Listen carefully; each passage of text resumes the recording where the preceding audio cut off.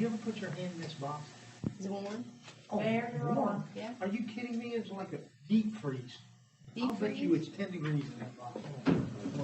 I'll stay away from I'm the on inside wall. There. Go on. Okay, good. Well, good afternoon. First up on our agenda this afternoon is our public forum. We've had one person sign up, Brenda Powell.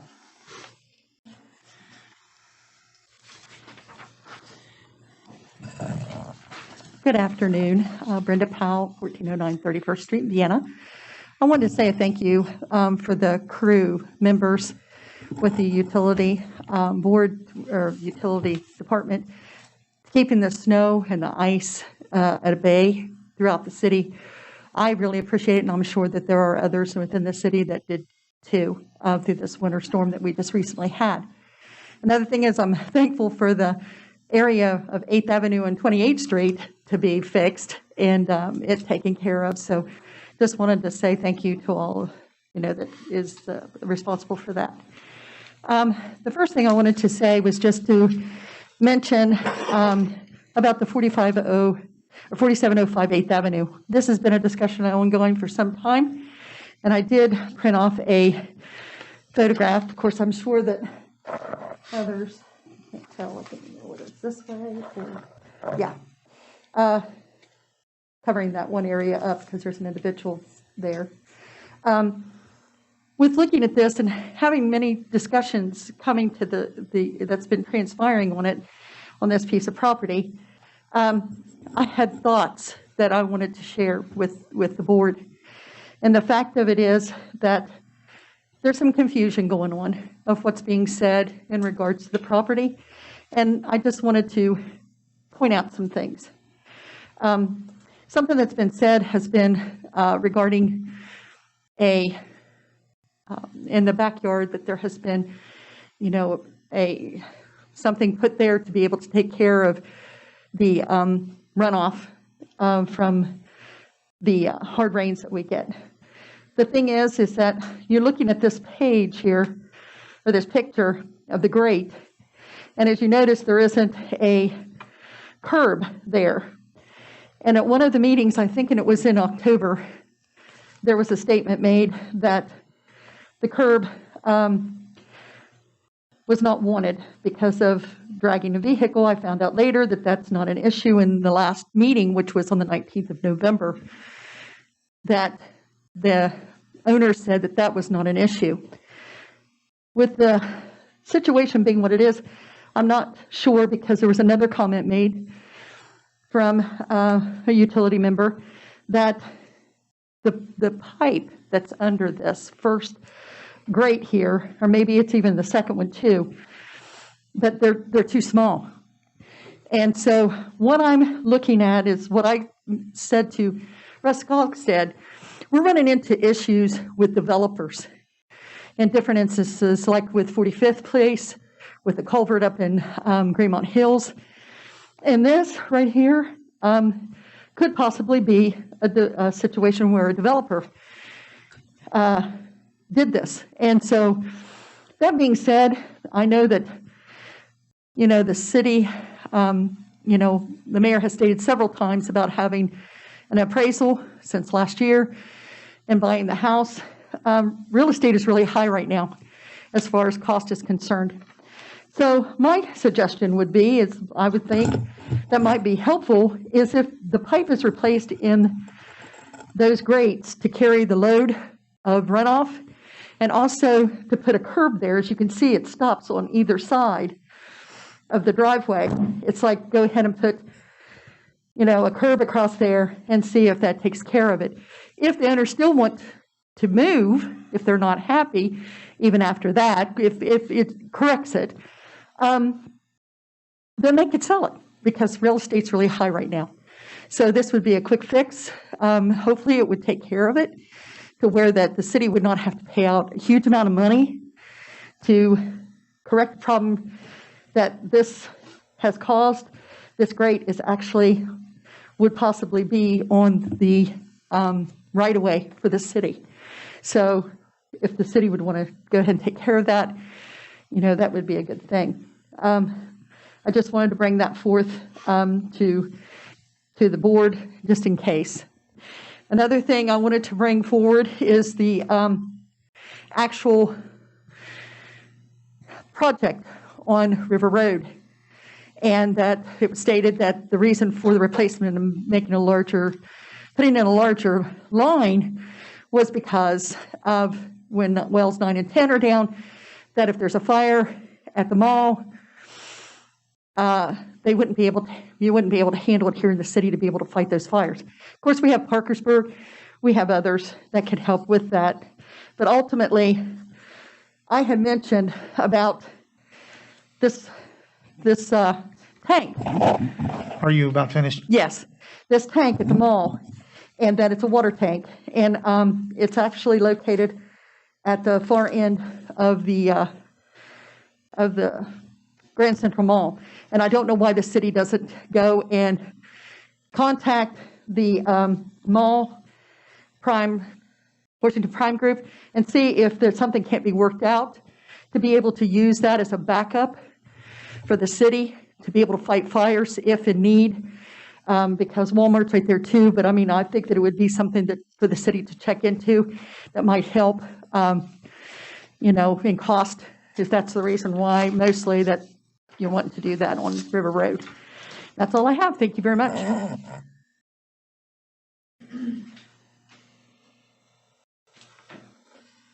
I'd like to call to order this regular meeting of the Vienna Utility Board for January the 21st, 2022. If you would stand with me for the Pledge of Allegiance, please.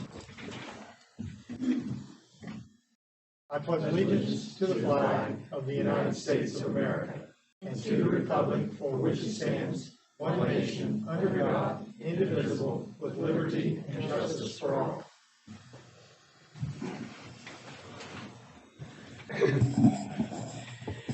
Let the record reflect that I've taken roll that all members of the utility board are present. Having a quorum, we will proceed. The minutes from the November the 19th, 2021 meeting have been printed, posted, and circulated. Are there any corrections to the minutes?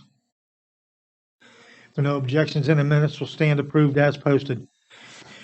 On our agenda this afternoon, we go to unfinished business. Craig, water quality testing, please. Last results for the last 2 months is good. It's in good shape. So. I About time for a carbon change on a couple of them, so we'll be looking at that for the next month or so. I have a question about that test, the water, because, I've been looking over them for the last couple months, and then this test kind of stood out to me because there was a spike, a very considerable spike in the northern well field. Then I start looking at some of these other samples, and they're way over what the reporting limits are. So can you give me an explanation as? Not over the detection limits. The reporting limits is 70 parts per billion. Okay. We're 10, 11. So Well, what go ahead. happens is, like referring to the carbon filter change, it's time to do the change out. So we're 700% lower than what it should be. So we're allowed to be. Okay, because when you have this is my confusion, and this is what I'm trying to get an answer to. Because when you have a reporting limit of 0.01, and then what your sample says it's 0.11, that's completely a huge difference, not just slight. So do you think that these levels would change if you get the carbon replaced? Yeah. Okay. Yeah, it's just a filter system. So change the carbon out and starts all new again. So because you're suggesting because of the carbon filter needing to be changed, that's why we're seeing these levels and this spike. Yes. Okay, that answers my question. Thank you very much.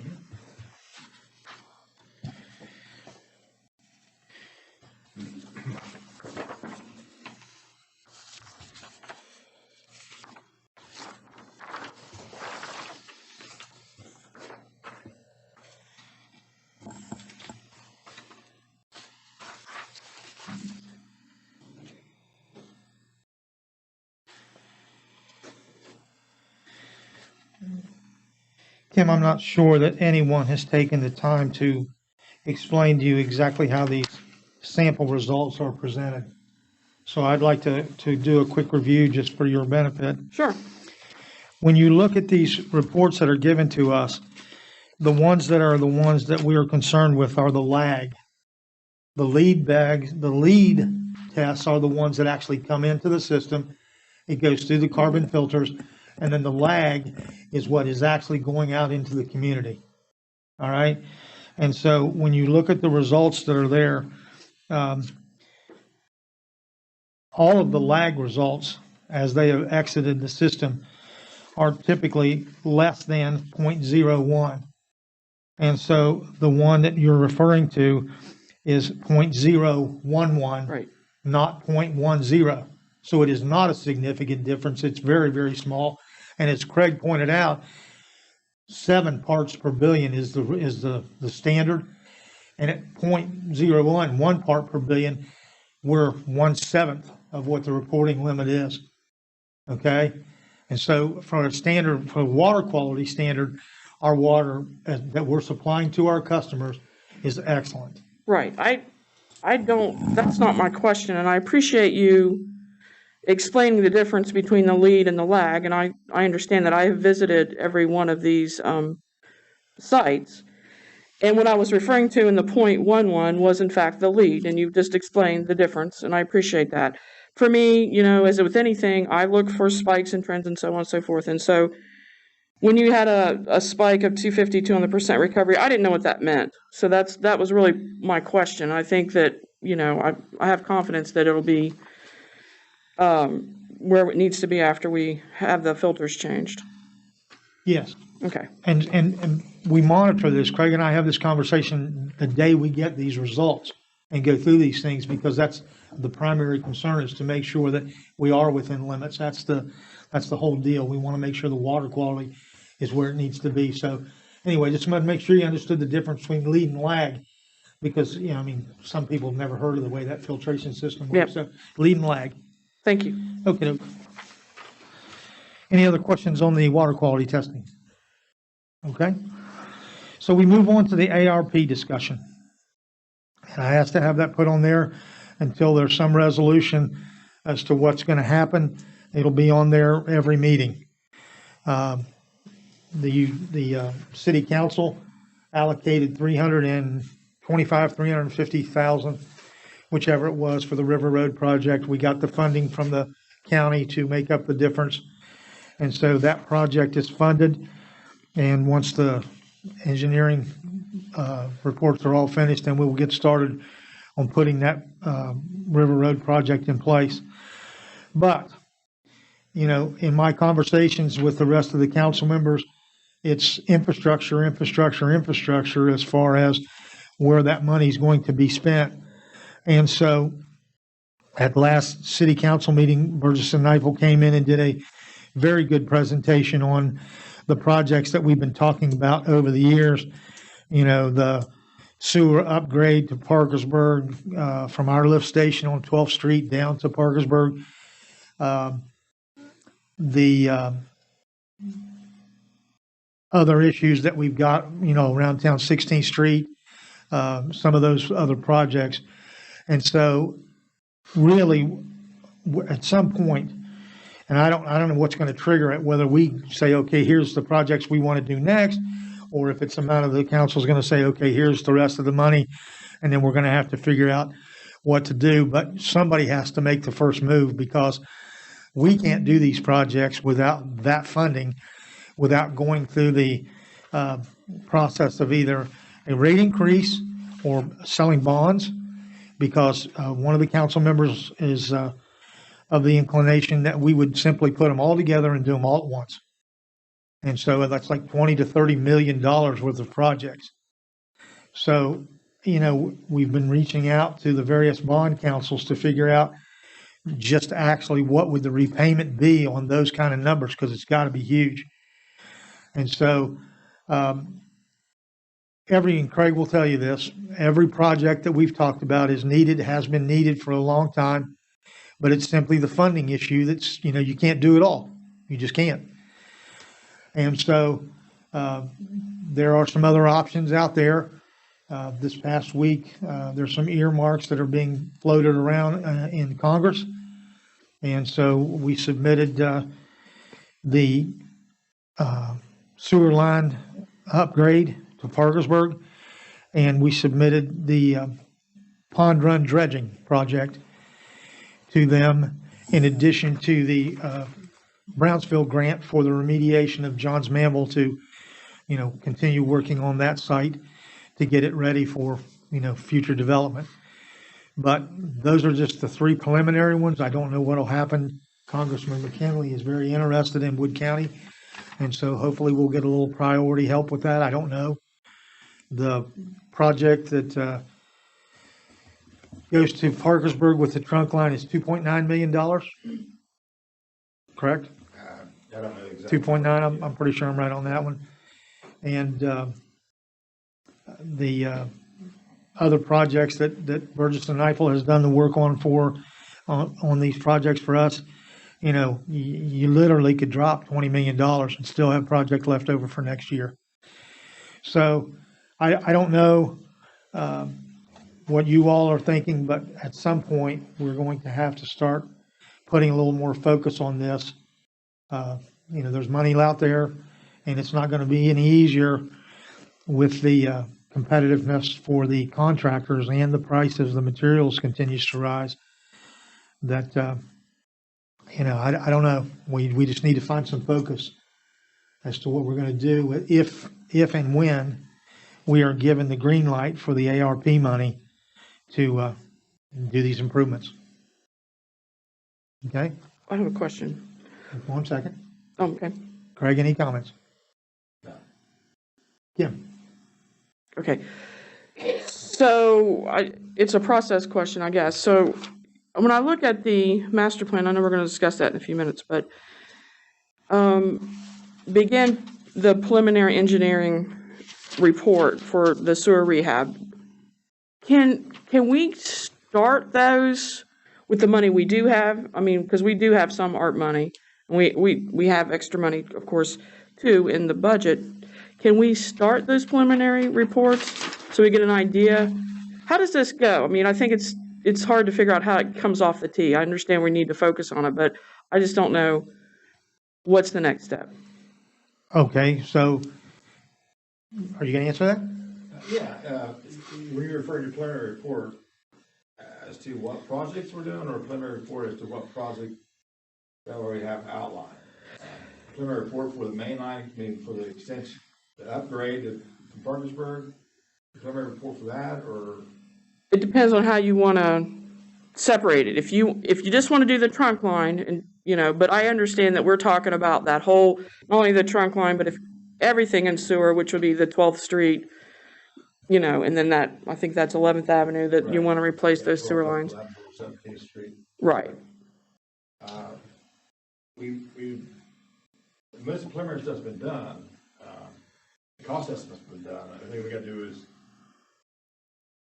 just turn it over to Burgess and Eiffel, and if you all wanna do that project, then have them start design work on it, then it goes to bid. Then we'll kind of see what the numbers is, but we'll have to, you got a ballpark figure, we'll have to figure where we're gonna get that money from. Is that the preliminary stuff you're referring to, or?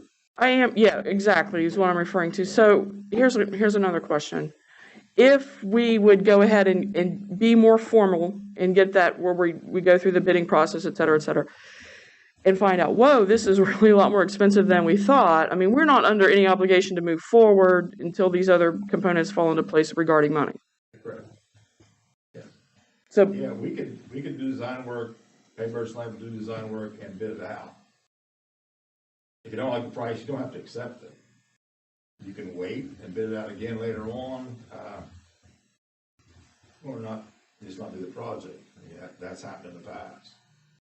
Okay. So, because that's going to give us more of a hard number than what we have now. Yeah, the only problem is, once you bid it out, if you do decide to do that project, you really kind of have to have that funding source in place.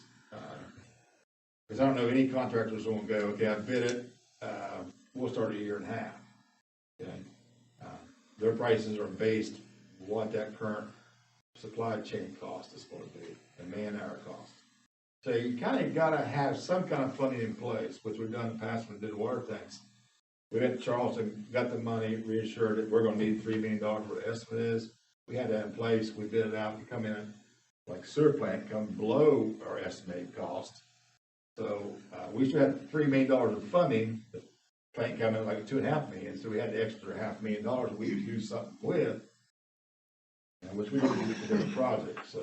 But you don't have to have funding source in place really before you bid it. Okay, But that's how you're gonna get a true cost. You can say, I'm gonna bid it, we wanna start this job within 3 months of bid.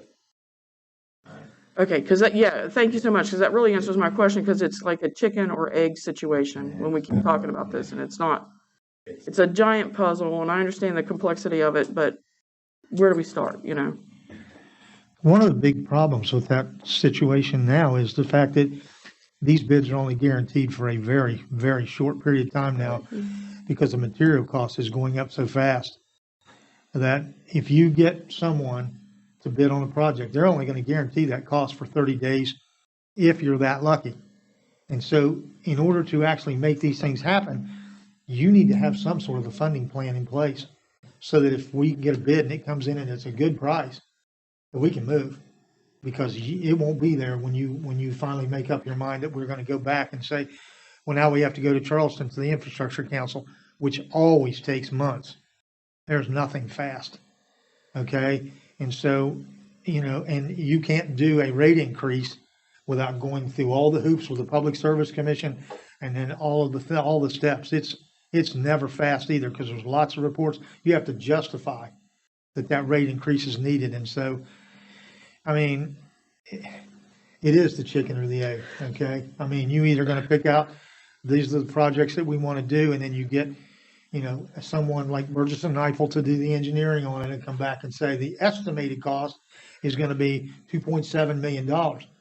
At that point, then you start the process. Do we want to go to the PSC? Do we want to, you know, do a rate increase? How do we want to fund this? Because every one of these things has to have a funding stream to pay the money back. And so, you know, Craig has got, I don't know how many, 10, 20 projects on the board that could be started immediately to make improvements all over town. And so, honestly, you're going to have to pick out one or two, not five, okay?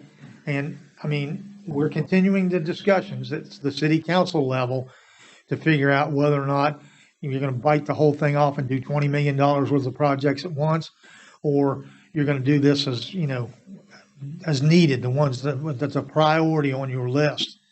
Okay. You know, we go back to the art money again. Okay. We got 2.4 million. Well, we've spent $350,000 of it. And so now, you know, we're down to $2 million. And so, you know, Craig, how long would it take you to spend $2 million? One project. All right, one project. That's where we're at. That's where we've been working on the 5-year plan is for you all to decide which way you want to go. The cost estimates are there. Yes, $2.9 million force main, you know, $1.5 million for line upgrades up to 12th Street. Water project upgrades, you know, $3 million.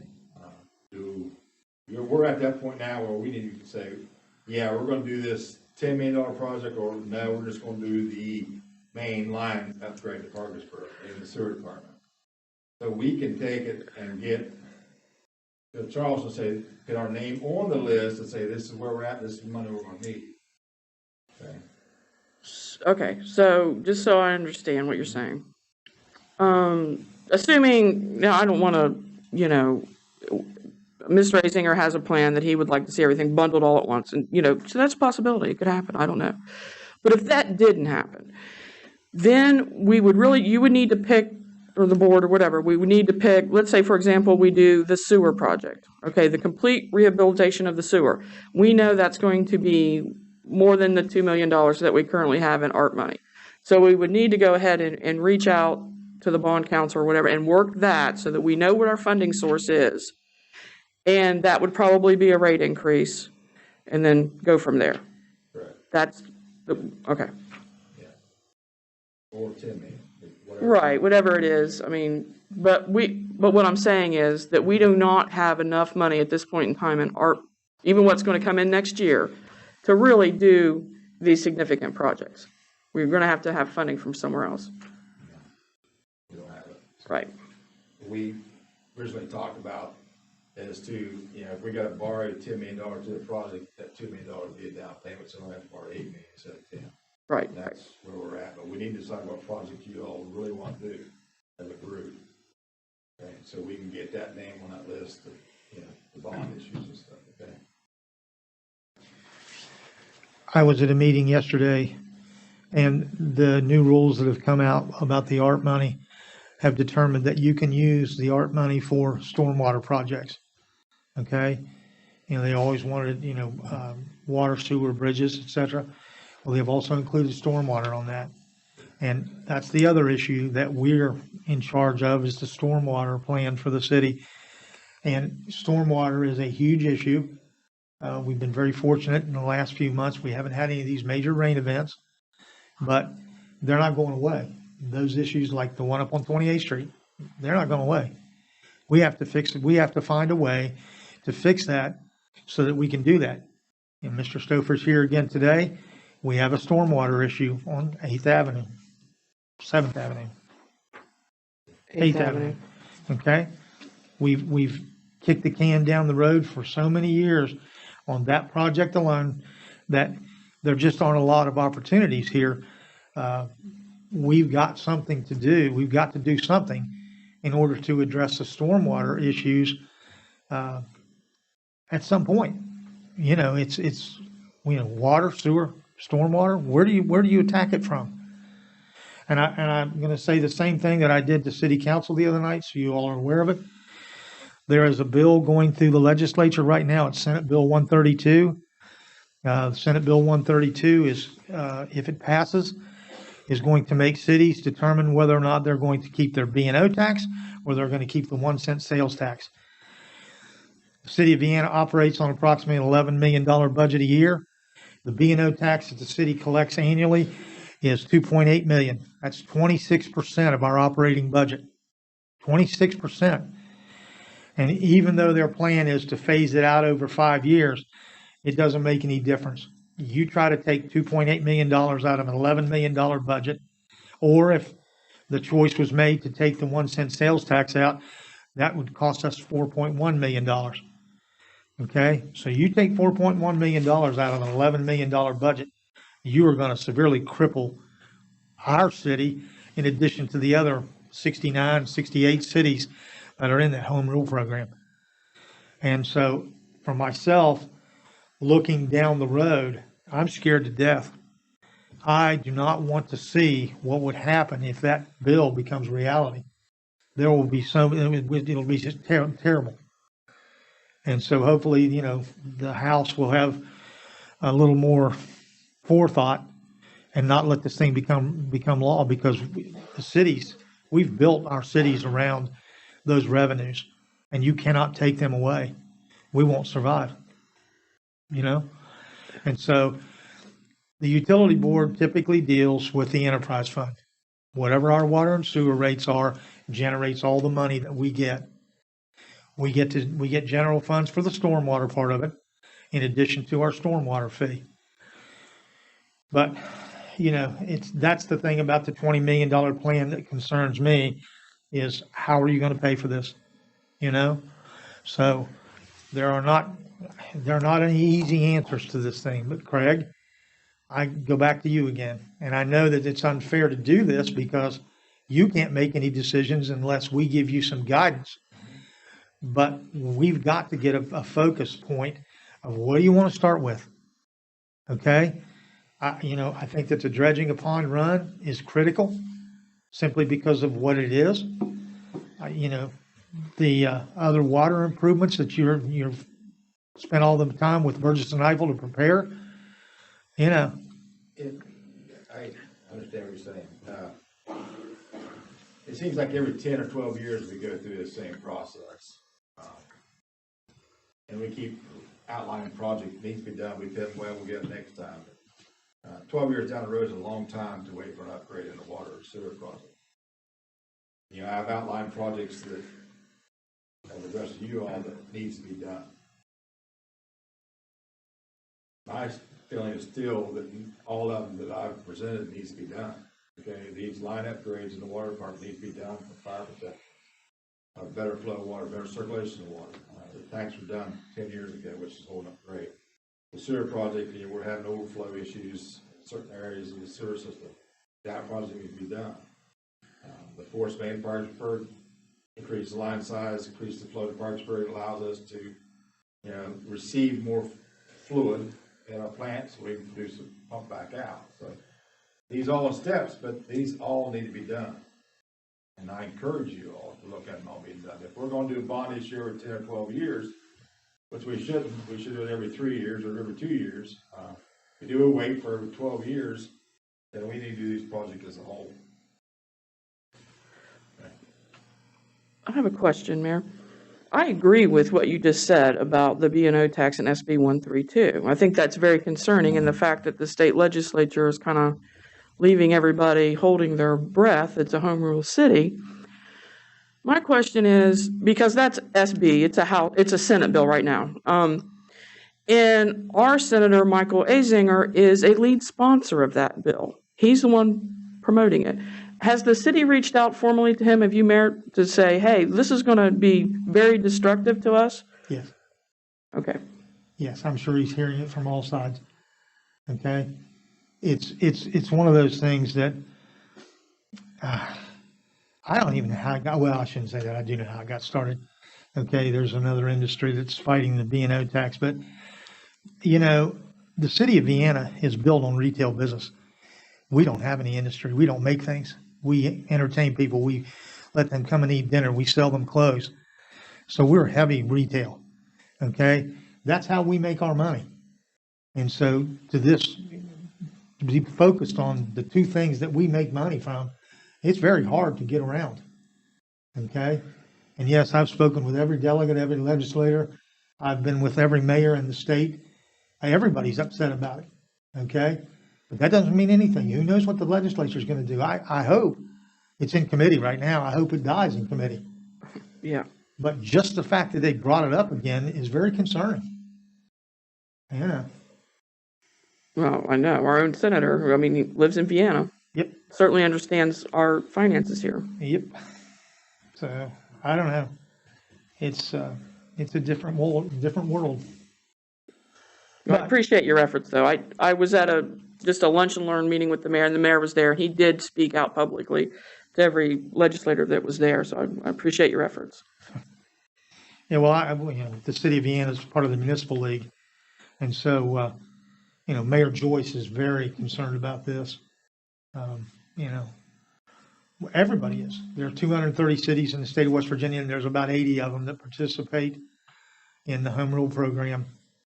And I just don't, the logic I don't get. The state's revenues are coming in $100 million a month over. And now they want to take our funding source away from us? I don't see it. But at any rate, we'll just monitor it, and I'm actually monitoring it every day. Good. So we'll see what happens with that. But back to the point of it, we need to give Craig some sort of a focus point. All right? We've done a lot of the preliminary work with Burgess and Neifel. We know that we've got preliminary cost estimates. It's just the same thing when we get farther down the agenda with this task order that we're going to ask them to do for us. We need to find a direction to go to start actually putting a pencil to this thing. Okay? Craig can't get it done if we don't give him help. All right? So, please do your thoughts. Okay, you guys all have the 5-year plan. Look at it. Tell me where we want to go. Okay, is that fair, Craig? Yeah. All right. Mike, I'm sure you don't have anything else to do but work for the city of Vienna, so I know that, this will be right on the priority list for you, right? Right. Gee, man. Yeah, golly, yes. All right. Any other discussion on the ARP or the 5-year plan? Greg? Yeah, we're good. All right. So we move on to the discussion about 4705 8th Avenue. Mr. Stouffer's here with us again this afternoon.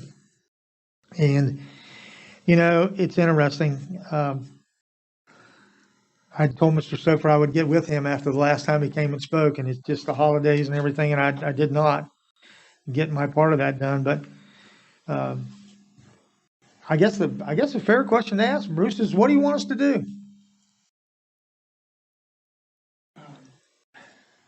I mean, you propose the purchase of the property, but, I mean, do the right thing, whichever is the cost-effective fix. That's my ask. Well, we've done extensive engineering in that whole engineering studying. Did anybody look into that, the depth of the sewer line? We discussed that in the previous meeting about the lines coming out of the homes along that stretch of road, and whether they were being, if we did do an upgrade, were we going to be interfering? Preliminary shows, we did a preliminary study before, we haven't run the camera down to get the exact location or exact elevation, but the preliminary design of the culvert system that runs from Mr. Sugar's house to the creek, which that channel goes through there. The size pipe they got designed would fit, but wouldn't be able to go any bigger than that, and it'd be really tight. Well, And there's really hard to tell the exact depth of each service lateral unless you take them up.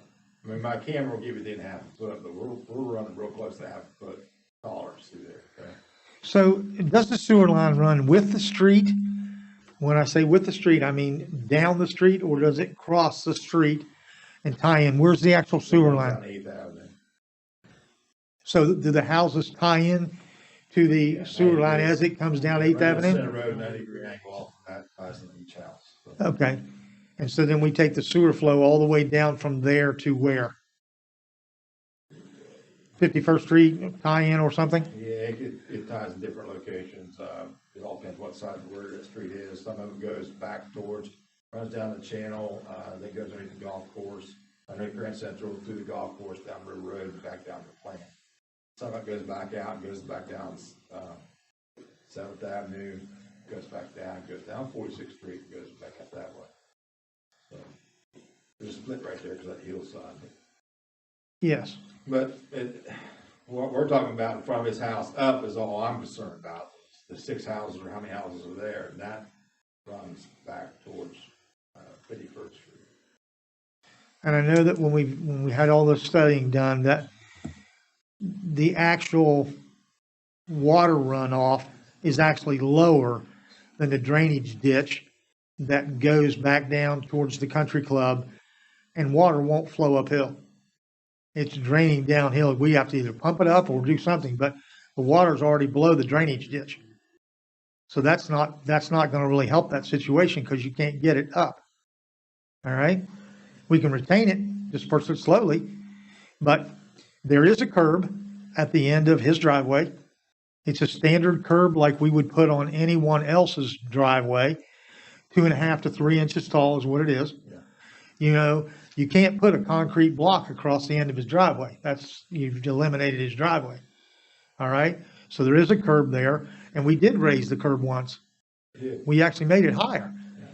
But it's these severe rain events when it pours that water overflows that area right there. And, you know, Bruce, you haven't had any problems for the last few months, though, have you?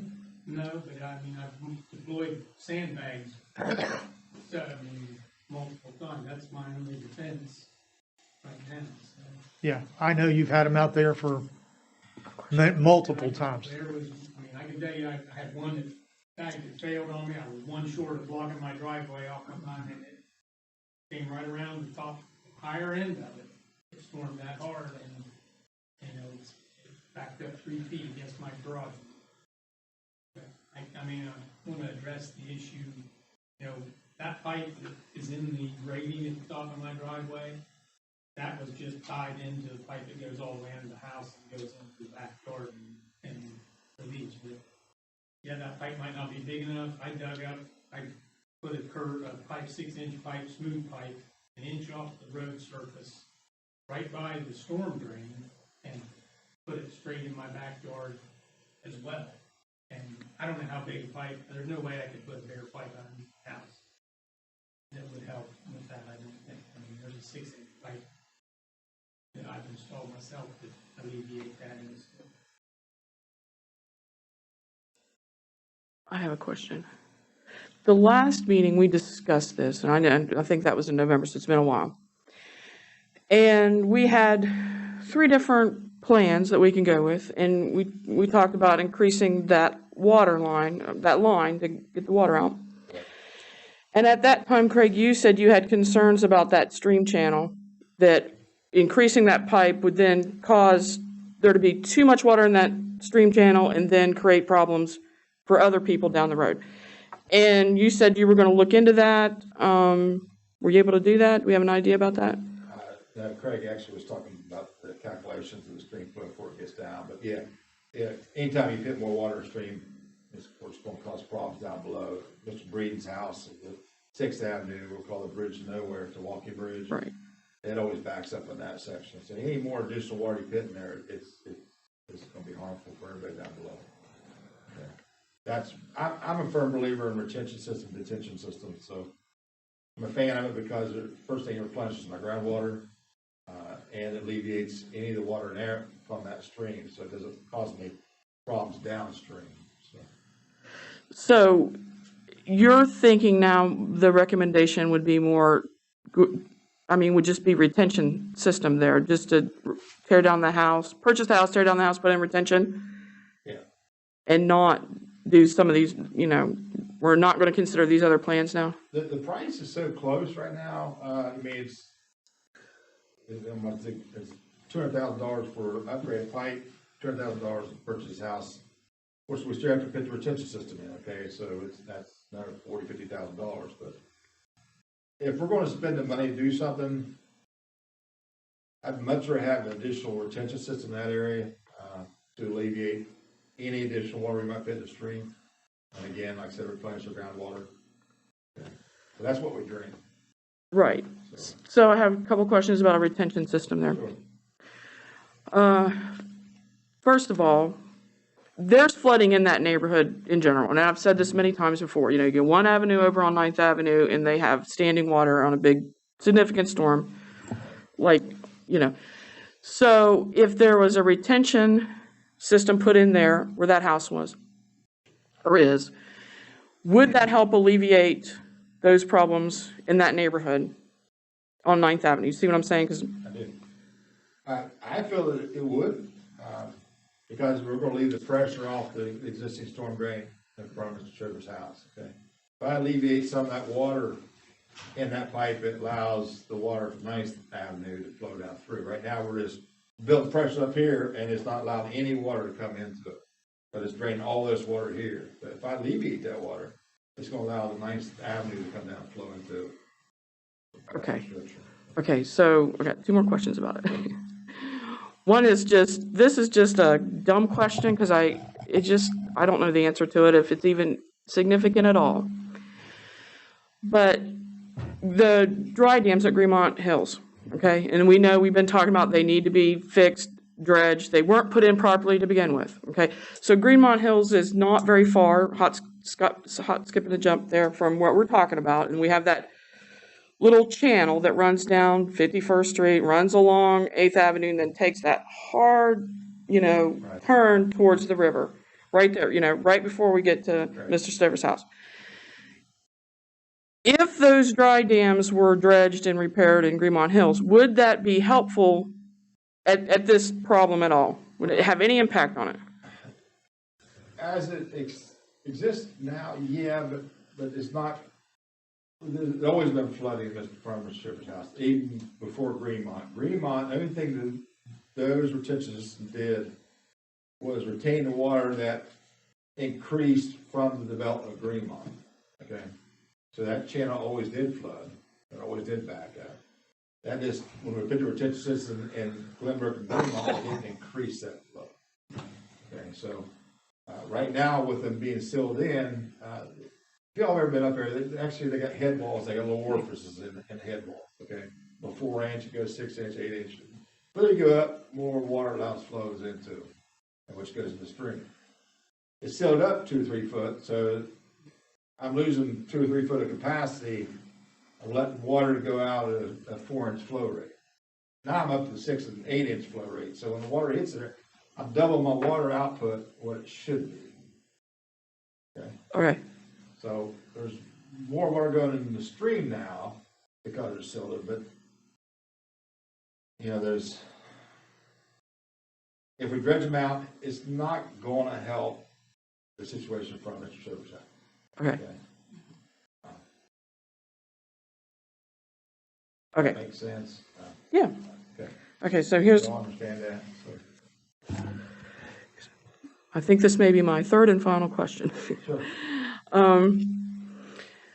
So we need to get this problem solved. That's not the issue for me. It's the best way to solve it, right? So, obviously you buy the house. If you do this, there's a significant, it's more than $200,000 to buy the house. Okay. Yeah, I mean, I live in this neighborhood. I'm familiar with the property values. So, then the tear down, which is a cost associated, then put in the retention. We're well over $300,000. Okay.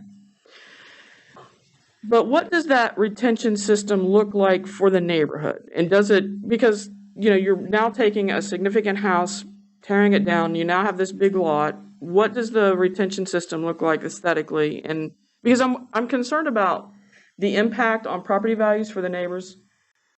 Well, I can answer that one. Have you looked at 40th Street, Kim? No. Okay, go look at 40th Street between 9th Avenue and 10th Avenue. Okay. We have 3 retention systems in that street. It looks like a street. There, you wouldn't know it was there if you didn't know it was there. And so for the same thing, the house is gone, you have a vacant lot, you put in a large tank, which will hold the water, and then let it dissipate at a slow rate. Mm-hmm. It grasses over the top. You have a yard, okay? And in that neighborhood, it'll look like a yard. And of course, our guys mow all those, so it would look, we mow them weekly, so it would simply look like your neighbor had an extremely big yard. Okay, so because that's what I'm concerned about. That's not objectionable at all to just have a yard. But do you see what I'm saying? I'm looking at like Gremont Hills, and it's like, that's a big thing. Yeah, if you do it right, you actually plant trees and shrubs and stuff in like a little park. You see them all in Marietta, but you just don't see them. That makes sense. You see a lot of flower beds, stuff around Marietta, especially around Marietta College. There's detention systems. You just don't see it. You see shrubberies and trees, looks beautiful, but you never see what's there. So it's your recommendation on of all 3 plans to go with the retention system? I think that'd be our best bet. There's a windfall both ways. It replenishes the groundwater, and it doesn't increase any kind of flow to the existing channel. Okay. There's no sense increasing the flow to a channel where you're going to have to address it downstream at a certain time later. I mean, that option is, from what I can tell, was going to be the most expensive option, but probably, I don't know, from your recommendation, probably the best option. Yeah. Okay. And I honestly don't believe it's the most expensive option. Based on the numbers that we got for Burgess and Nyepel, to leave that house there and work around that is way more expensive. I mean, there's just not any options. I mean, the water's got to go somewhere. Yeah. Yeah, I wish we'd bought the house 10 years ago when we first talked about for a lot cheaper rates now. Bruce probably does too. Yeah. So, and we wait another 10 years, it's going to go up another 100,000 up. So, I don't like buying people's houses, but I do like detention systems. Yeah. Right. I think the option alternative number 3 was like 354,000. So maybe it'd be pretty close.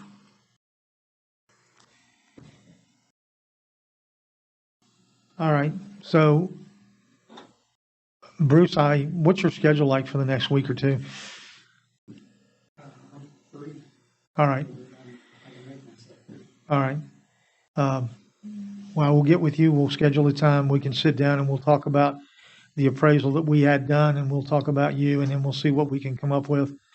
And then we'll try to, the thing of it is, if we buy this house, okay, that eliminates the urgency of the problem. We can buy the house and then schedule the retention system for next budget year. Absolutely. You know, we don't have to just immediately go in, do this, and then, do the rest of it. As long as we can take care of the problem here and get our direction going, we can do it, this year, this budget year, next budget year, whatever. Okay? So, but at any rate, I'll do that, Bruce. And do you know where the utility building is up at 60th Street? Yes. I think probably what we'll do is we'll just have Craig and I can be there, and we'll just get you to come up and we'll sit down and see what we can do. Is that fair? All right. Anybody have any questions? I had a question, Mayor. Yes, sir. That's a legal question. All right. I'm not a lawyer. Does that set a precedent for the city to be obligated to buy other homes in Vienna that have similar problems? Certainly does. Well, everything you do nowadays sets a precedent, Joe. Okay? And it depends on the circumstances of where you're at. All right? I mean, I don't know of anything you can do nowadays that doesn't lead to something else, to something else, to something else. Okay? This just happens to be a unique problem that has gone on for many, many, many years and has had, very expensive claims for the rebuilding of this. All right? I know there are other areas of the city, Craig, you've addressed them for drainage and what have you. And, I guess you just have to deal with them as you come to them, Joe, because there's just no way. correcting the problem. I'd like to see it get it. Oh, I know that. I really would. So you gotta keep this in mind here, okay? Okay. That we're not buying a house just to help one individual, okay? We're buying a structure that's there or a piece of land to improve that whole area. If we can purchase that land and alleviate water and flooding issues from everybody from 9th Avenue down to, 50th or 8th Avenue and then replenish the groundwater, that's what you should do. I'm not buying the house to alleviate Mr. Schaefer's problem, okay? Okay. I'm buying the flooding, the control of flooding in that whole area. Okay. Alright. Yeah, that makes more sense. Okay.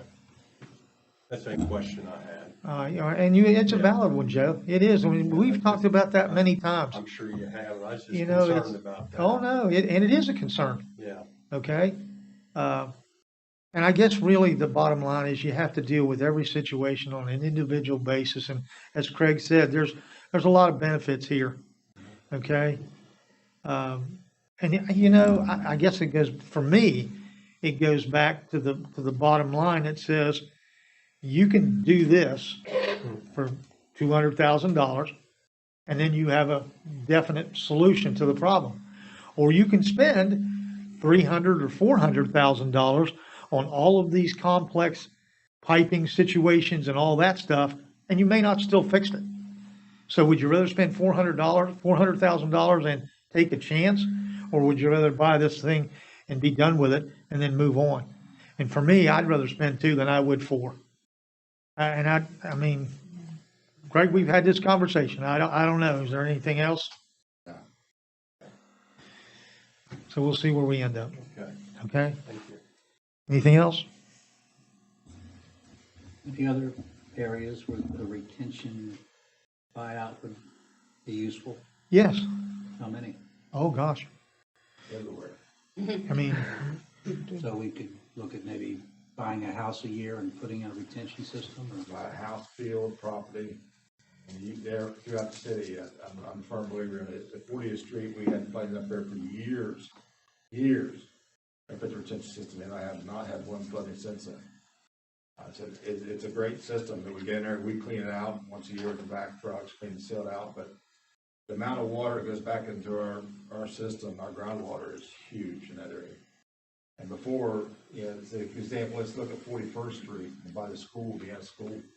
We have a pump there that runs constantly. Every time it rains, that pump kicks on. There's an 8-inch discharge of fluid that goes back out in Pond Run, the end of 39th Street. Pond Run is the flood area. Okay, if we had a retention system at 41st Street in the school lot, which the mayor and I have been working with the Board of Education on that. To put another retention system there, that'd eliminate that pump station. There again, their sandy loamy material, which is being made of, the groundwater goes back, and the surface water goes back in the groundwater. That's you know, 40,000 gallons an hour, it's not gonna go into Pond Run, so. Yeah, and that's the other thing too that I think is important, Craig.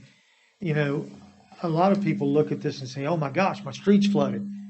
Well, half an hour later, it's not. Yeah. I mean, it just takes a while to get through the system. You know, these problems where you have standing water for days are the ones that we need to address. But 41st Street, it floods curb to curb. Yeah. I mean, you can count them. With the pump on. Go back an hour later, it's done. There's no water in the street.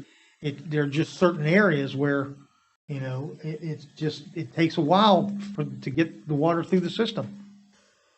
You know, and I think, Kim, that's one of the areas up there on 9th Avenue.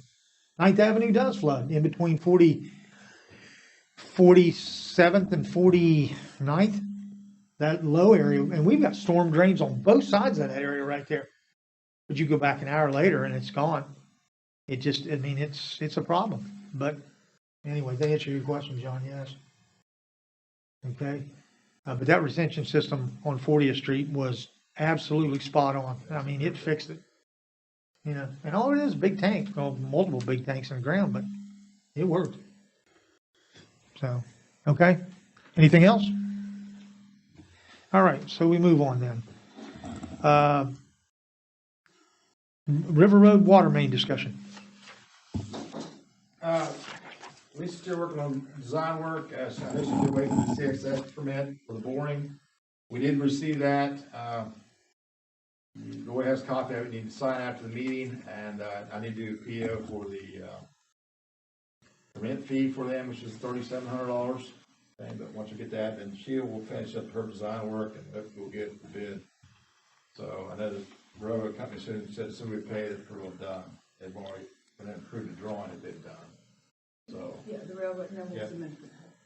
Right, so we're going good on that, so. Yeah, I've already Do talked to that- Amy about that. Do that for this summer, so. Yeah. Okay. Okay. Anything else on River Road? Craig? No, sorry. Okay. So we move on then. Water and wastewater system improvement projects.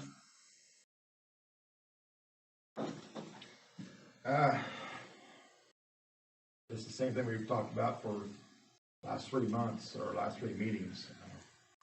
You all have to come decide what you want to do. Do you want to do the whole all projects? Or you just want me to come through and pick up the most important one in the water, and most important one in the sewer? So if you want to do 2 projects, we'll do 2 projects. If you want to go through the bond council and get all the bonding and do everything right and get it over with, for this phase, we'll do all the projects we got listed. So it's up to you. Just as a informational point, we have reached out to bond council, and they've started doing the preliminary numbers to find out what the repayment schedule would be like. You know, some of these bonds can be done for 20 years, some can be done for longer than that if the bank is willing to do that. If you do a general revenue bond, which is how in the past the city has built the police department, and I believe the city building was also built. And what that is it goes out to every citizen in Vienna, and then there's like a levy that's put on there that's in place only for the length of time that it takes to pay back the note. And so we're also looking at that. That requires a vote.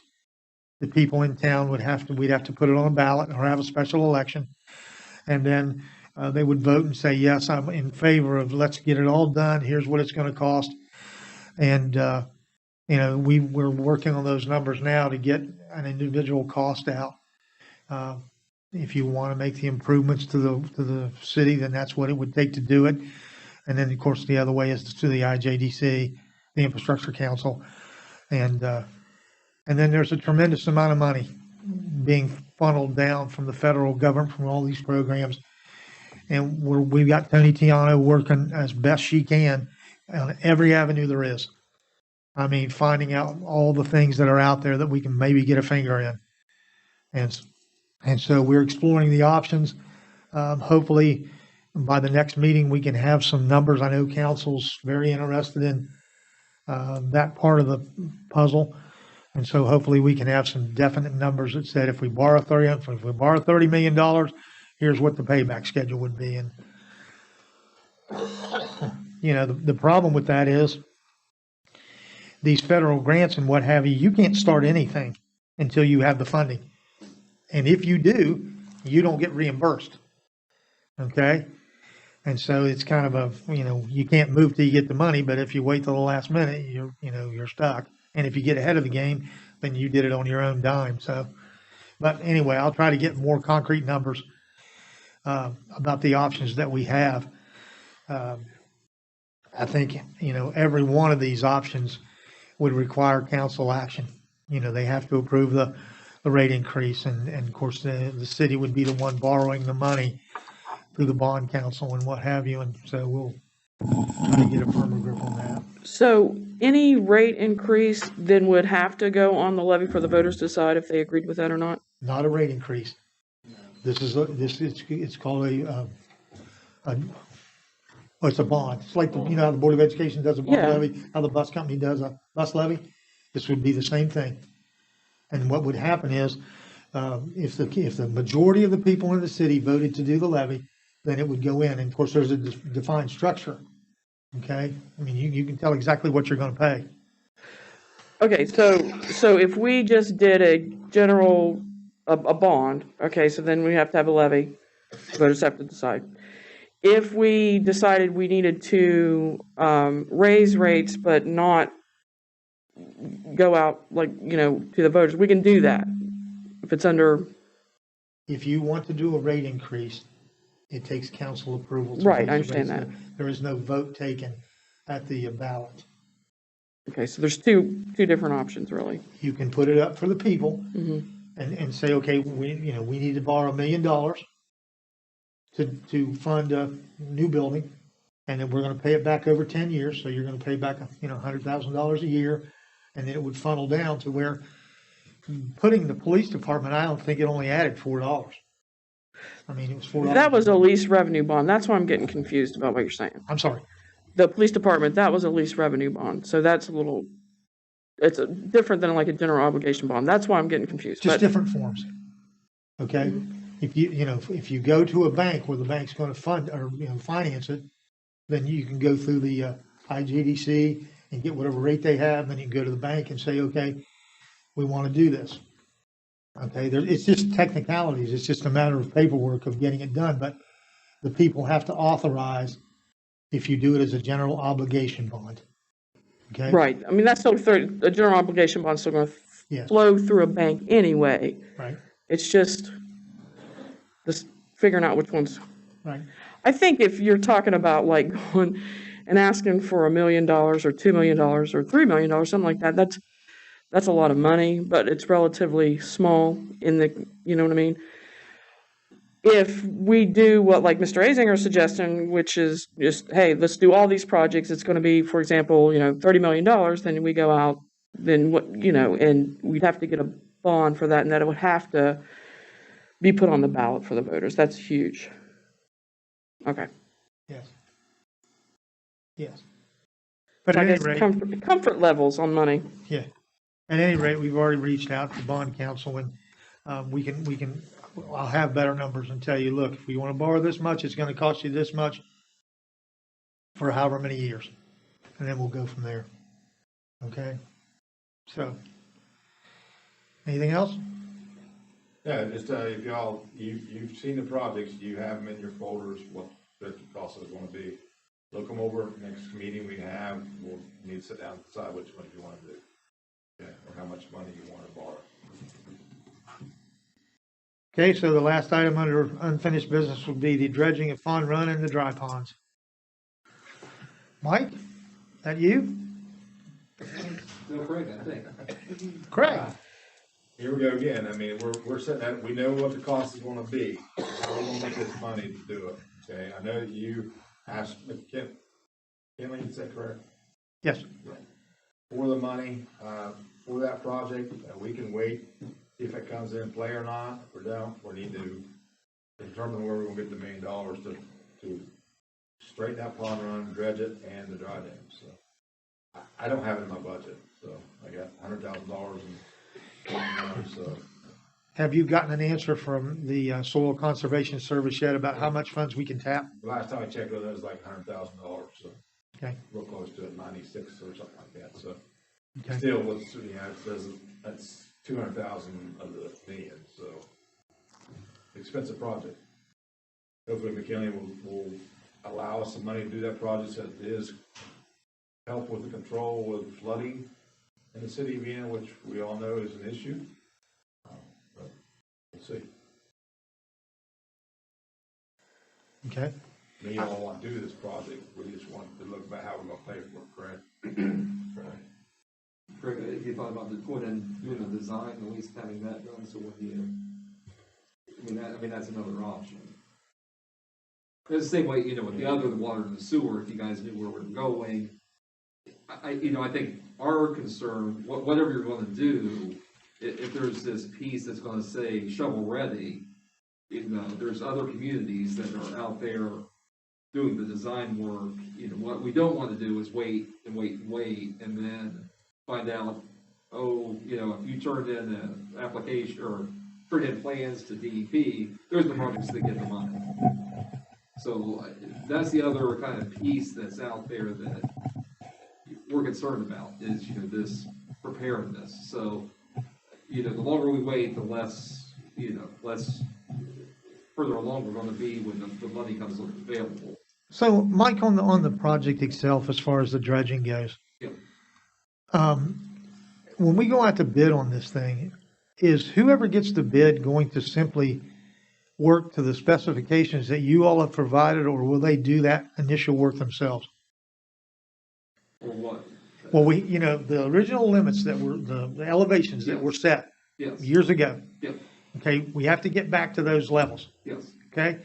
Now, are you gonna determine that between 28th and 27th Street that we need to lower it 4 inches, and then when we get down here, who's gonna make those initial calculations as far as those elevations go, so that we know where that, ideal location would be for the water level?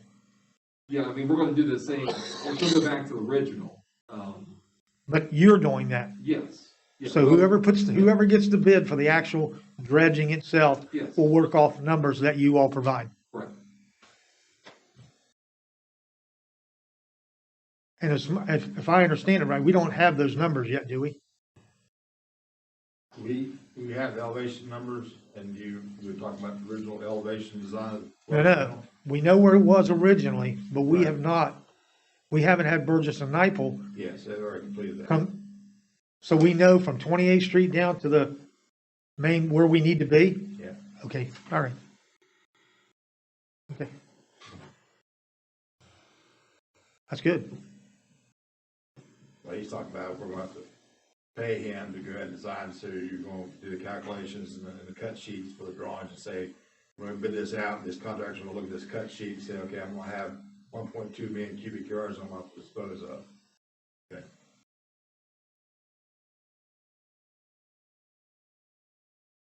We're going to have to, And that won't be hazardous waste or anything, right? That's just gonna be dirt.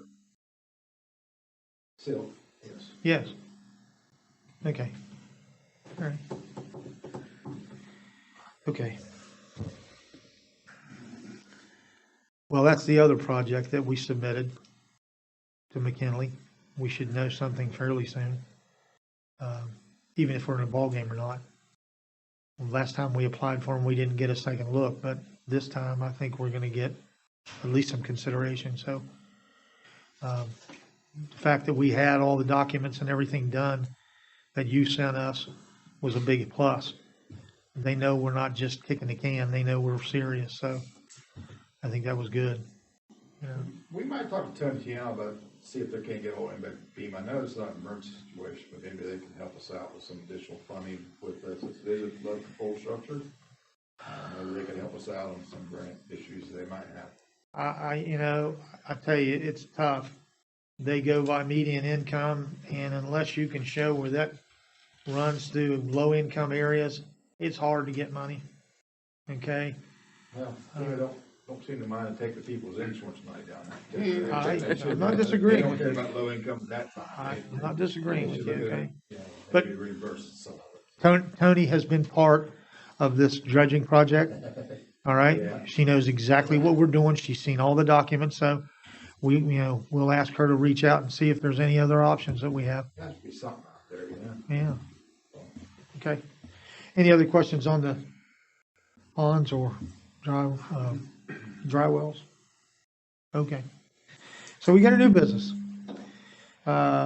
Composition of review committee for completing the stormwater master plan. That's me. Yes, I take full responsibility for that. Lisa, have you got anything to add today?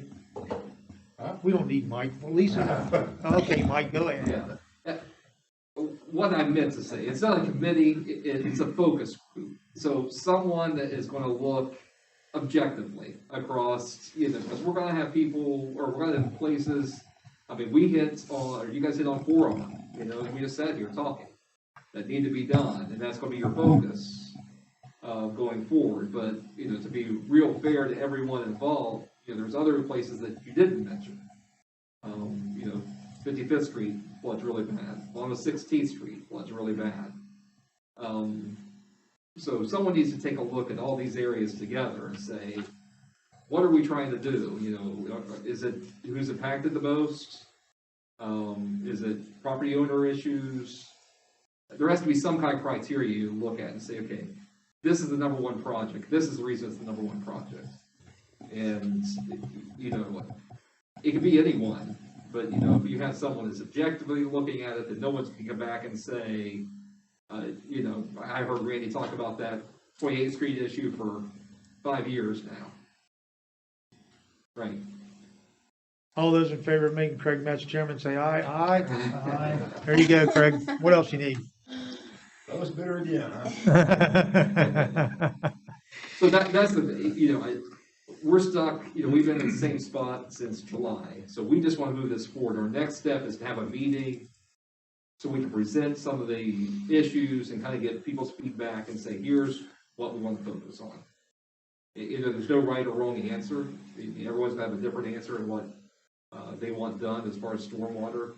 So we want everyone to have a voice. So that was the reason for this being in here. So we can go to the next step is having this meeting.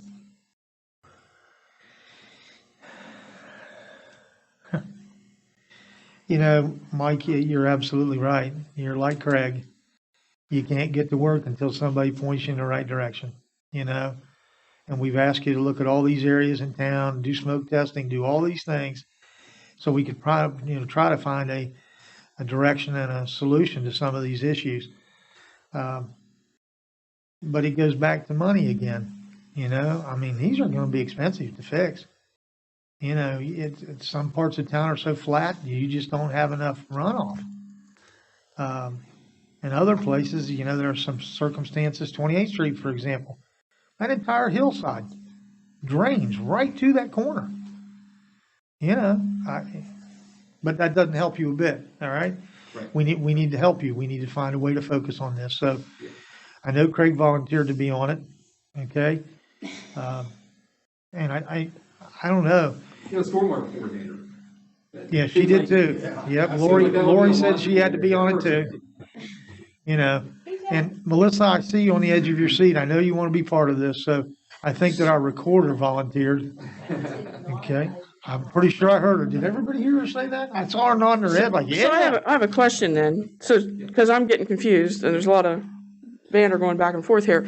So are you suggesting that we put together a focus group to laser in on stormwater?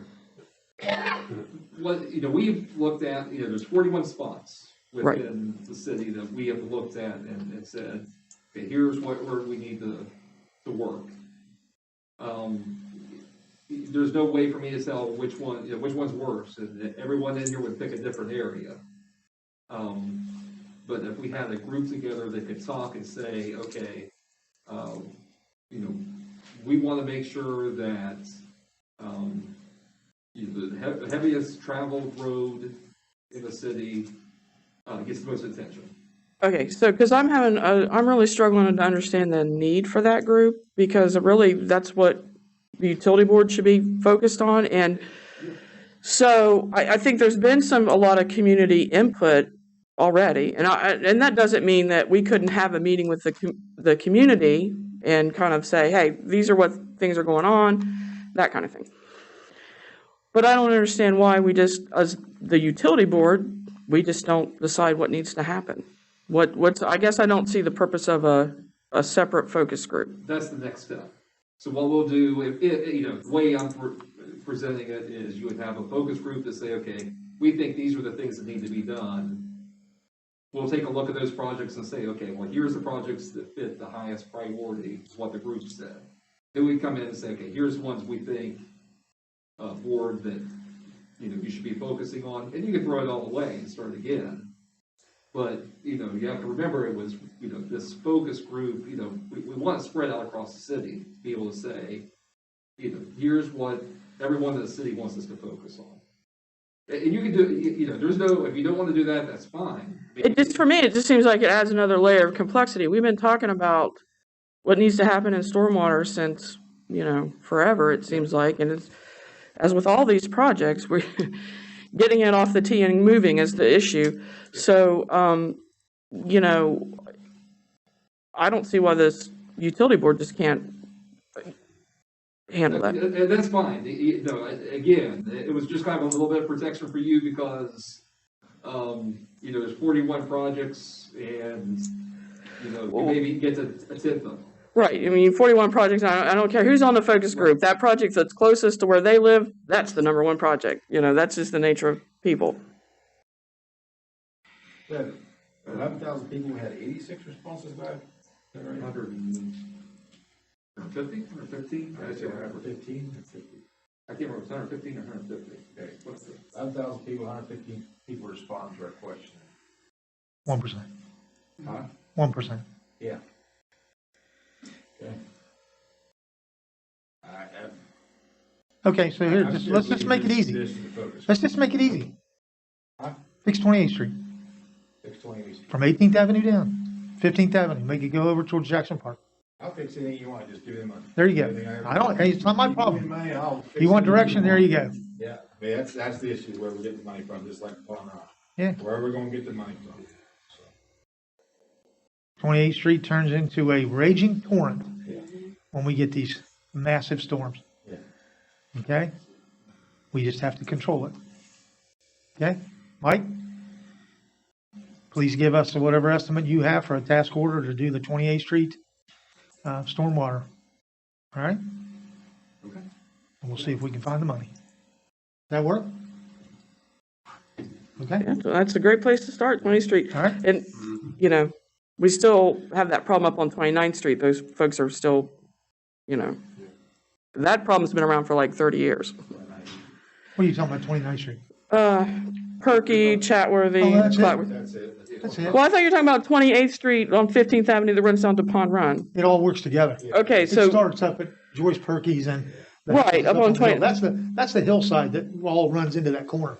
right, I know, but what I'm trying to say is that there was problems above that hill, and that was contributing. Yes, Okay. yes, that's it. That is So- the project. We think that if we do this 28th Street project first, that would alleviate the problems on 29th Street as well. Oh, 100%, because that's where Okay. you have to start. Yeah, 28th Street project runs from Pond Run to up to Curtis. Okay, because Yep. that's good news, because I mean, it's not good news, but they've been wanting some relief for, I think, I talked to Mrs. Perky one time, and that was a long-standing problem. Okay, there you go, Mike. Gotcha. Let's go to work. Tell us what it'll cost. Anything else on stormwater? I just want to make sure, task order for the next meeting, right? Correct.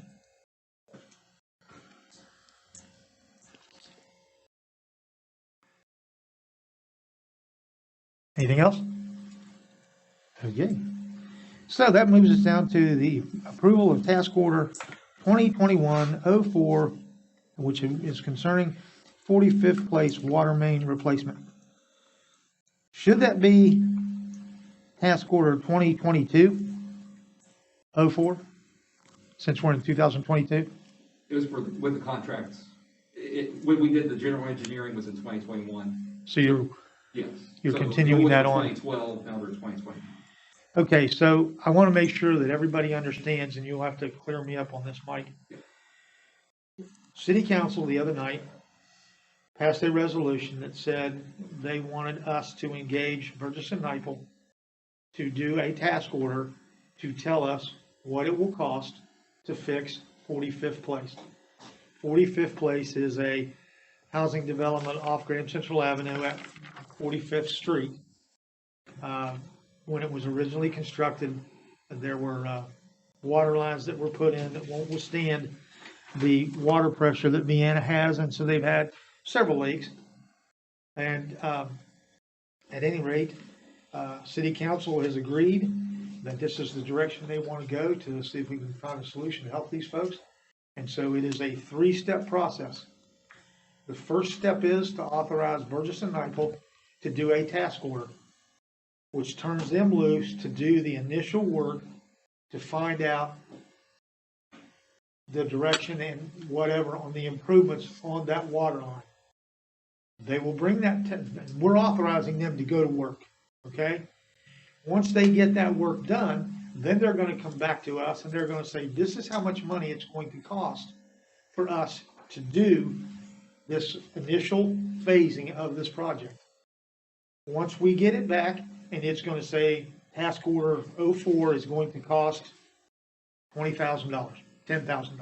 I don't know what the involvement is, okay? But let's just say $10,000. So then we have to vote to authorize the $10,000 to say, okay, we know what it's gonna cost for you to do this now, do it. Then they take that authorization and they go to the next step, which is the design of how the actual water line would be installed, what it takes in order to get it done, and then we would have a cost for that, because we're authorizing to do the initial work, and then we're going to have to pay them to do the design and all of the other stuff that's involved. And then the third phase of this is they actually monitor the project as it is being built to make sure everything's done to standard and all that stuff. So it's actually a three-step process, all right? Now, City Council authorized this to be done. The payment of these things will come out of the ARP funds, all right? Because they think it's important enough to go ahead and do it. Because as you know, with all of the studies that we've done, there are other areas in town that have as critical a need, if not more, than some of these projects. But council feels like 45th Place needs to be made a priority, which is fine. You know, we can do this. All right? We just have to authorize the task order for Burgess and Nyepel to start the process. There's one thing, if you don't mind. I know you talked about the three phases. We've already completed the first phase. This is actually the second phase. The task order here, this is for to bid everything at the bid. Next time they'll come back is after the project's bid, and we'll know what the number is, okay? First task order was actually done by us on our general task order. This is task order for 45th Place alone. Okay. So your three steps is right, but we're in the second phase now. That's anything I want to make sure is clear. And I want to say one more thing. I know you talked about the ARP money. This money that it's $32,000. I think $32,100. You did say this was coming out of ARP money too. Is that correct? I'm getting really low on my water fund. The council is the one that wants this done. They've authorized us to do this. Yeah. The money that for this project will come out of the ARP funds. That's what I was saying. Okay. So, I mean, it's an infrastructure project. It's a perfect example of what that money was designed Yeah, I for. agree. Okay? So we already have done $32,000 worth. Have we already paid, Mike? No, this phase here is for the design and putting out the bid and construction inspection, that kind of stuff. Okay? Yes. So once they come back, you will have a firm price, a bid firm price, okay? That's what you'll approve the third step is. The council will, or you all, or whoever. So, okay, this is for the bid. Make sure the documents are together and the project got the bid. Okay. First part's all we already did, our general. Okay. So I guess just for the board's knowledge, what this task order is here is to actually give the green light to this project. Yes. All right? Because it is a water project, it has to go through the utility board. It's just that the funds to pay for this are not gonna come out of the utility board's budget. This is gonna be part of the ARP money, all right? All right? So that's how that's gonna work, and so, but the utility board has to bless this before we can actually get started. That's correct. Okay? So I'll entertain a motion for the approval of task order 2021-04. So moved. Second. Been moved and seconded that we approve task order number 2021-04. Is there any further discussion? All right, I'll call for the question. All those in favor of task order 2021-04, please signify by raising your right hand. Any against? All opposed? It passes unanimously. Okay? All right? Yeah, next time we'll talk about the project is when the bid is in our hand, present it to you all and council. Okay. We still got a little bit of details out on some line issues. Yeah, because where the line goes currently, what I was trying to do, it's not a loop system. I'm gonna make it a loop system, cut off Graham Central with 6-inch lines, so 2-inch. Behind houses, across the existing, tie back into 2-inch, I think it's right behind your house. We're close to it, right? So, yeah, we're gonna get a bunch of property off him for free. We have to run that water line clear to Third Ave. I do have a question About this? about this. So I saw the preliminary plan, so I just want to note that we're going to actually put in two fire hydrants, one at the beginning and one at the back. Definitely one at the front. The one in the back, if we need a flush point, I would put it back there. But the one in the back wouldn't do any good, except for a flush point. Might be a flush hydrant, like a 2-inch hydrant, but the one out front is where they're going to tie it. I mean, I think that's a major improvement, and certainly, for fire safety, a good addition. About the walls there in the house, if we're going to have enough room to get through there, upgrade the 6-inch line goes back southwest property. Okay. Okay. Thank you. Anything else? Craig? No, project's needed. I'm glad that we're using ARP money to complete this project, so I know we get in there, get done, and alleviate a lot of headaches for my department and the residents in that particular area. So, and get additional fire flow in that area too, for protection. So it's a good project. Manager's report. Pardon? Manager's report. Yeah, a couple of things, a couple of project updates. I know we talked the meter upgrade to Central Boaz has been completed. We did run a couple month test on it.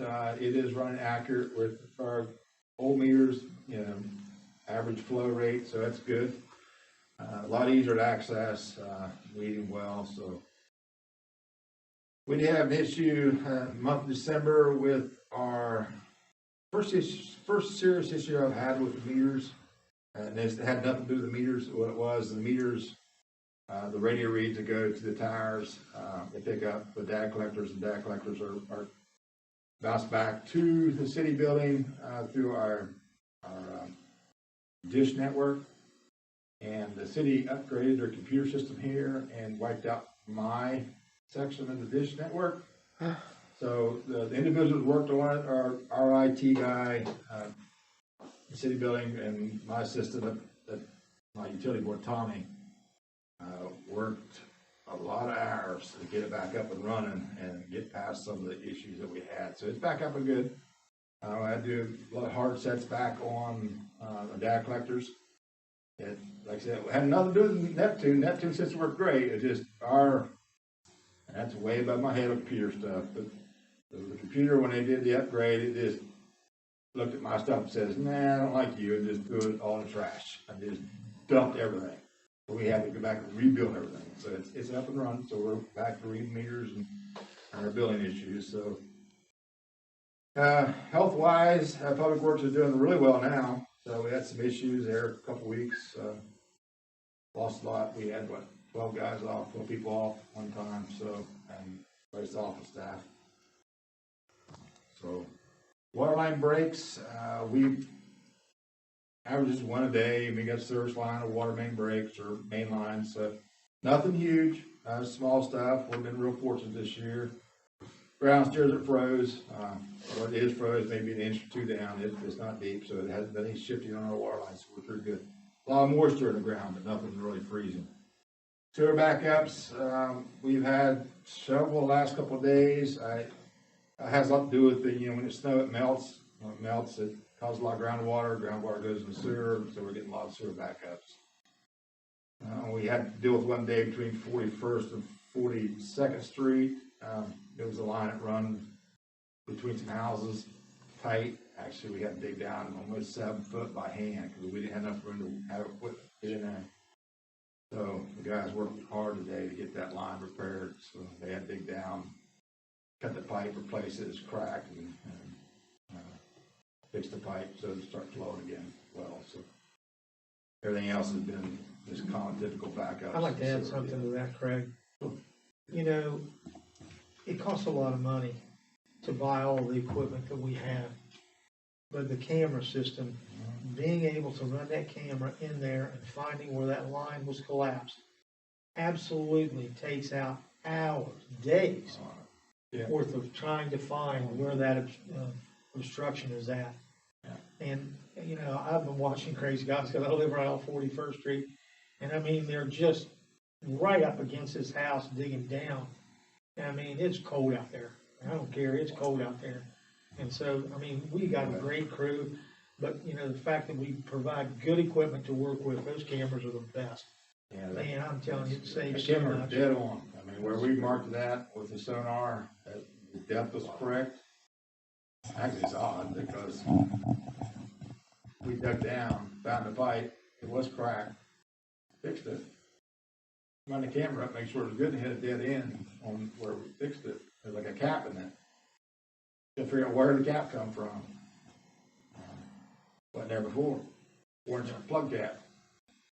So Zach comes up in my office, I don't know what's going on. He said, now there's a plug cap in our line. We just, where we cut it, and we ran the camera where we cut it to see if there any more obstructions in it, and he found this cap. I'm like, that's got to be the main line, but we started looking around, and right underneath of that pipe was our pipe that we needed to repair. So we got to repair it too at one time. So, but it was really odd. Never seen it before. Don't know why it's like that, but guys. But the camera, it was right there, and for having 3 guys dig a 7-foot hole, pretty large by hand, you want it to be right where you need it to be. You don't want it 5 foot over here. So our camera system worked out perfect, and we never found that line if we didn't have a camera system.